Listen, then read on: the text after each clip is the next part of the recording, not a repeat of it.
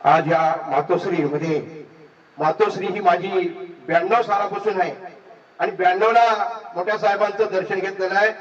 माननीय कैलाशी गेलेले रमेश मोरे साहेब यांच्या आशीर्वादाने मी मातोश्रीवर आलो कोळसवड कंपनी असताना आणि 92 ला साहेबांचं मी दर्शन घेतलेलं आहे मोठ्या साहेबांचं. आणि तिथपासून आजचे पक्षप्रमुख उदयजी साहेब, रेश्मीताई आणि तिचे वडील बाबा पाटणकर हे माझे खास एकदम वडिलांसारखे आम्ही अशा ठिकाणी कुटुंबात वागलो. परंतु तुम्हाला माझी एकच एवढं सांगण्याची विनंती आहे, मी कुठेही नाराज नाही.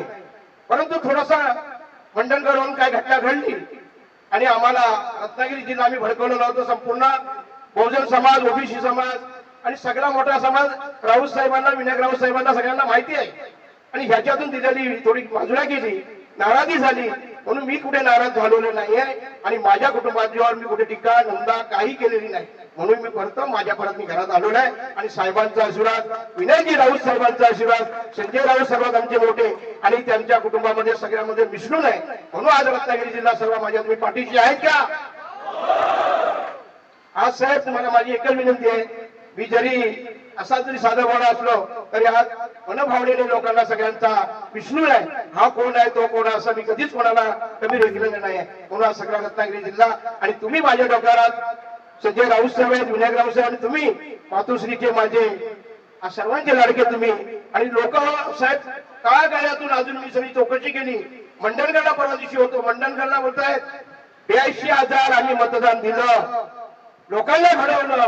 परंतु आता आम्ही आमचा माणूस कोणी येईल त्याला टीका लावल्याशिवाय आम्ही राहणार नाही, ही भावना साहेब दिलेली आहे. आणि मंडणगड आम्ही 3 दिवस होतो. काय करा साहेब, बघा सगळ्यांचा आशीर्वाद घेऊन या, मातोश्रीशिवाय पर्याय नाही आहे. म्हणून साहेब मी माझ्या पर्यंत घरात आलेलो आहे.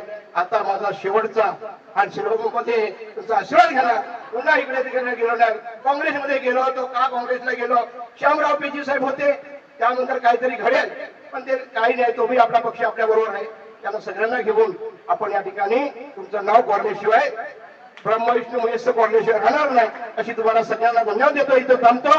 जय हिंद, जय महाराष्ट्र.